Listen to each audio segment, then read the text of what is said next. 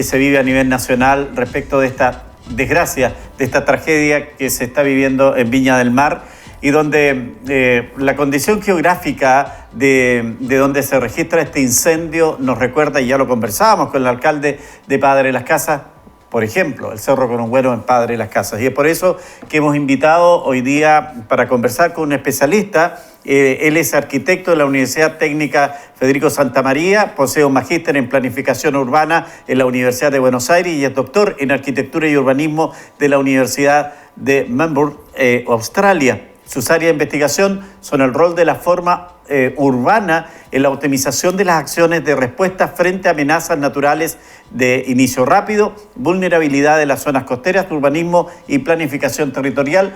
Jorge León, quien está con nosotros. Muchas gracias, Jorge, por darnos este tiempo para conversar acá en la Araucanía con ustedes. ¿Usted está en Santiago, en Valparaíso? Hola Miguel Ángel, buenas tardes. No, estoy en Valparaíso, aquí en la casa central de la universidad. Bueno, me imagino que ustedes están monitoreando y sintiendo muy cerca esta tragedia que se vive, que se desarrolla ahí en Viña del Mar.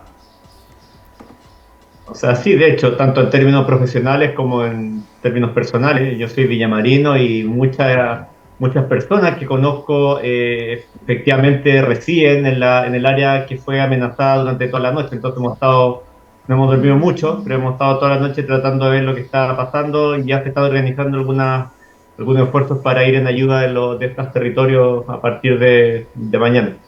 Sí, claro. Bueno, Jorge, claramente uno ve como estas situaciones que se están viviendo ahí en Viña del Mar y que se han vivido en Valparaíso también hace pocos años, se pueden repetir en otras regiones del país, particularmente que en la Araucanía y vecinos a Temuco está la comuna de Padre Las Casas, que tiene un cerro sembrado de casas en medio de bosques y que claramente uno ve esto y puede generarse en este tema. Hay problemas de planificación. Chile adolece precisamente de una planificación que esté mirada a través de lo que puede ser la emergencia natural. Es una buena consulta, Miguel Ángel. Yo creo que hay que dividir la respuesta a esa pregunta en dos partes. Por un lado, tenemos un problema de desarrollo informal que va por aparte de la planificación que habitualmente se hace, es decir, de la autoconstrucción y la ocupación de manera espontánea de áreas que no deberían ser ocupadas. Las quebradas son vulnerables no solo desde el punto de vista de la amenaza de los incendios forestales, que se nos da principalmente en verano a nosotros, sino que también desde el punto de vista de otras amenazas como por ejemplo los aluviones o las inundaciones de invierno. Entonces tenemos un problema que tiene un antecedente social muy fuerte. Hay que entender que las personas que llegan a ocupar estos territorios no lo hacen porque quieran necesariamente, sino que muchas veces están empujadas por la imposibilidad de acceder a una vivienda formal. En este momento en Chile tenemos un déficit que se estima entre 600.000 y 700.000 viviendas, que nos faltan, son 600.000 familias que no tienen dónde vivir.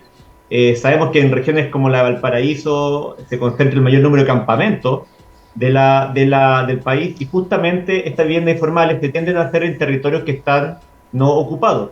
Y no están ocupados en parte porque no se puede construir ahí, porque son territorios amenazados, son territorios riesgosos. La segunda parte del problema tiene que ver con efectivamente lo que usted plantea de un problema de planificación.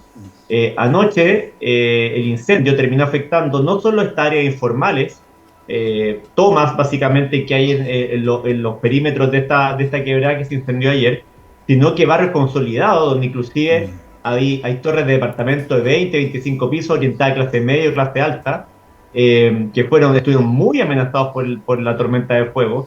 Otras casas se quemaron en esos sectores.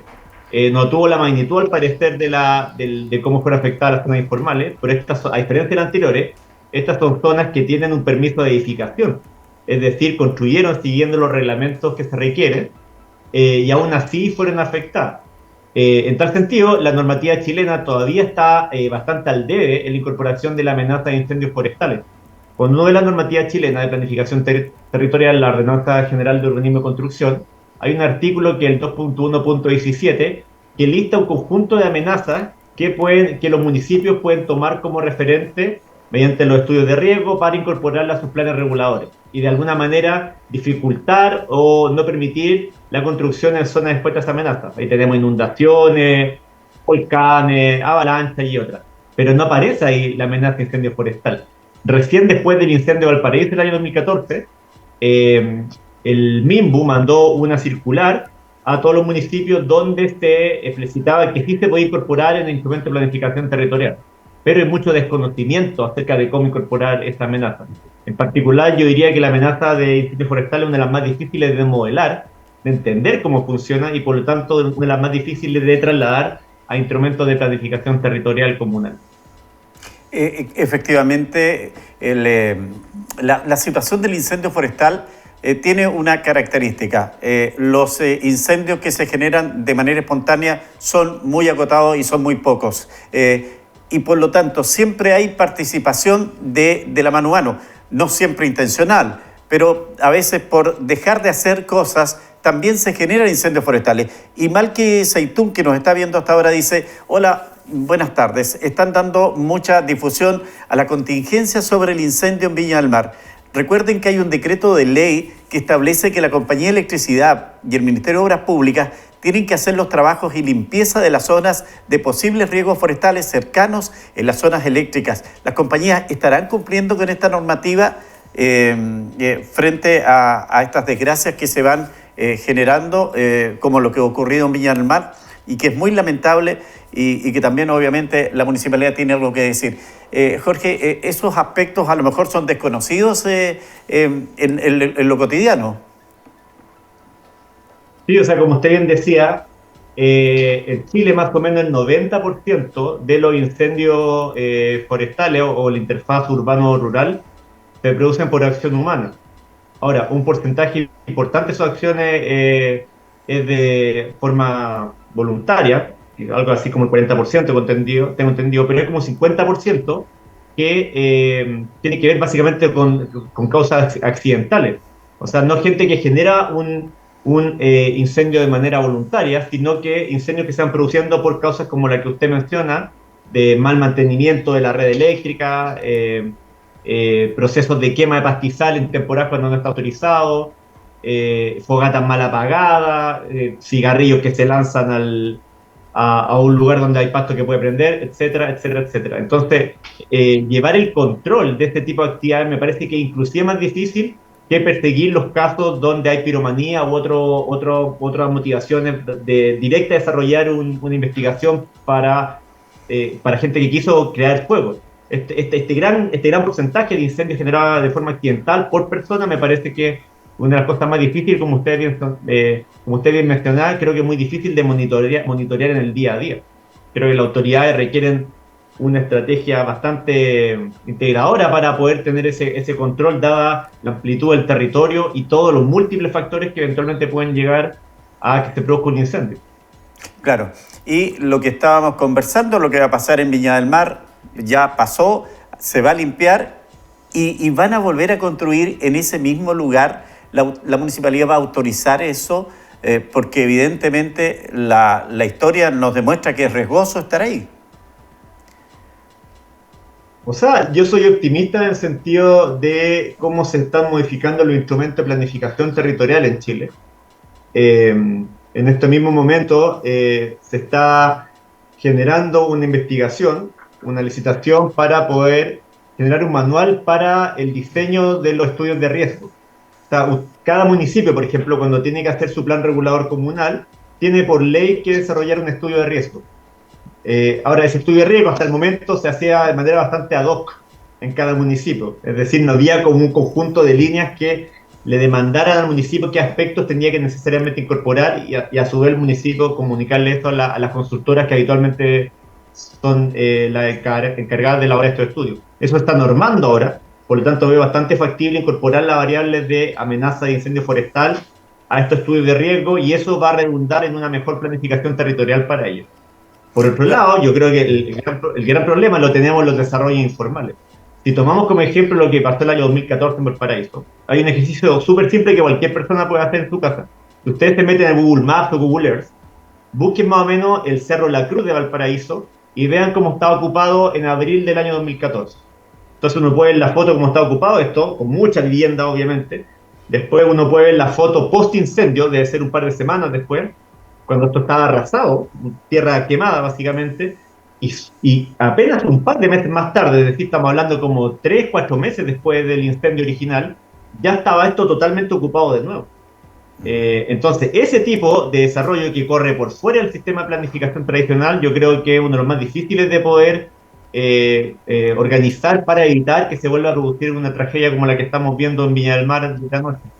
Jorge, y aquí queda en evidencia que los chilenos y chilenas, en definitiva, no tenemos conciencia del riesgo, no tenemos conciencia de la emergencia y somos un país que convive con emergencia. En la Araucanía, ¿para qué le digo? Tenemos el borde costero con situaciones complejas, tenemos los volcanes más activos del continente y tenemos una cantidad de sector rural rodeándonos y que el incendio forestal todos los años destruye gran cantidad de superficie.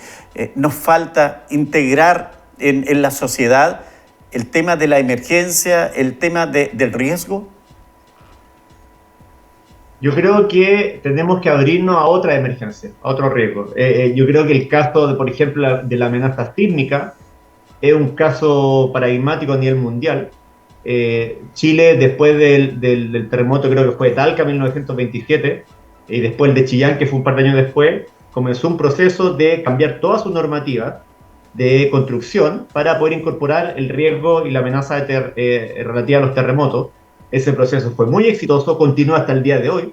Cada vez que hay un terremoto destructor en Chile, se convocan expertos y se actualiza la normativa sísmica. Y como resultado, nuestra normativa sísmica en la actualidad es de las, yo diría, las 3 mejores del mundo, junto con la de Japón y la de Estados Unidos. Siendo nosotros un país que no tiene los recursos de ellos, obviamente. Así es, claro. Científicos ni monetarios. Pero creo que hay un buen ejemplo ahí. Las personas, además, han aprendido qué hacer durante un terremoto.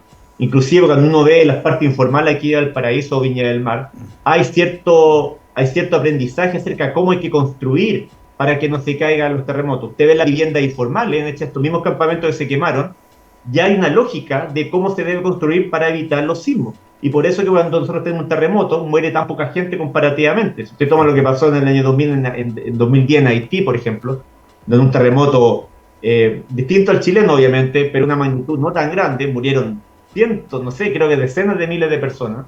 Y en Chile murieron 100 personas del terremoto. Después, obviamente, llegó el tsunami, que otro tema, y mató como a 300 personas más. Pero en general estamos bien preparados para lidiar con los sismos. Hemos aprendido cómo trabajar con ellos. Somos calmados en general. Si usted ve cómo los chilenos afrontan un terremoto, en estos videos que a veces están en YouTube, sabemos cómo lidiar con ellos. La gente mantiene la calma en la mayoría de las personas. Pero esto no es una amenaza que se nos vienen.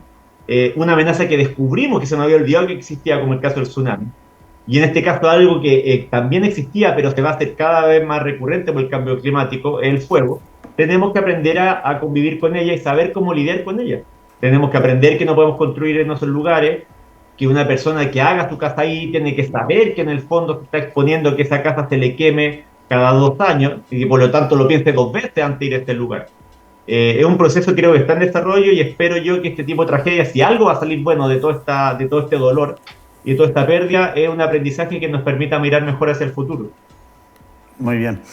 Bien, esto da para largo, hay harto que conversar, Jorge, y entendemos y respetamos su tiempo porque en verdad ha sido un día bastante complejo y van a ser horas que también lo van a requerir. Así que agradecer la gentileza de ustedes recibir este contacto desde Temuco, desde la capital de la Araucanía, y desearle en estos momentos difíciles toda la fuerza para la gente de Viña del Mar, para la región de Valparaíso en general, que la está pasando mal en días y momentos que son tan especiales para la humanidad, Jorge. Muchas gracias, Miguel Ángel, por sus palabras y por la invitación. Que tenga una buena, feliz fiesta de fin de año. Nosotros no sé si van a ser tan buenas y tan felices, sí, pero nos seguimos adelante. Así es, hay que seguir adelante. Muchas gracias, Jorge, un abrazo grande. Hasta luego, buenas tardes.